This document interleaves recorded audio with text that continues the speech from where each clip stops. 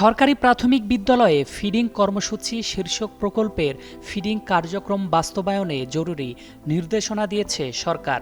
নির্দেশনা অনুযায়ী এই কর্মসূচি বাস্তবায়নে অনিয়ম পাওয়া গেলে বিভাগীয় মামলাসহ সংশ্লিষ্টদের বিরুদ্ধে আইনগত ব্যবস্থা নেবে সরকার।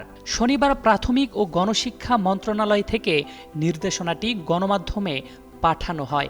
প্রাথমিক ও গণশিক্ষা মন্ত্রণালয়ের গত ১৩ মে জারি করা অফিস আদেশে সরকারি প্রাথমিক বিদ্যালয়ে ফিডিং কর্মসূচি শীর্ষক প্রকল্পের ফিডিং কার্যক্রম বাস্তবায়নে প্রধান শিক্ষকদের সরবরাহ করা খাবার যাচাই করতে নির্দেশ দেওয়া হয়েছে।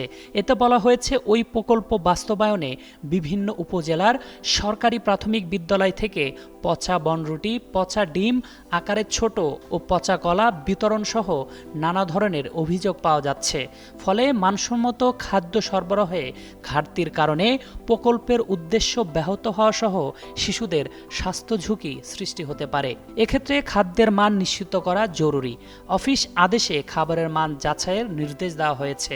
খাদ্য গ্রহণ ও বিতরণের পূর্বে সরবরাহকারী কর্তৃক সরবরাহ করা খাদ্যের মান ও পরিমাণ স্পেসিফিকেশন অনুযায়ী সঠিক আছে কিনা তা নিশ্চিত করতে হবে। নির্ধারিত সময়ে খাদ্য গ্রহণ ও বিতরণ নিশ্চিত করতে হবে। খাদ্যদ্রব্যের ধরন অনুযায়ী বিদ্যালয় পর্যায়ে উপযুক্ত সংরক্ষণ ও বিতরণ ব্যবস্থা নিশ্চিত করতে হবে, যাতে খাদ্যের গুণগত মান বজায় থাকে।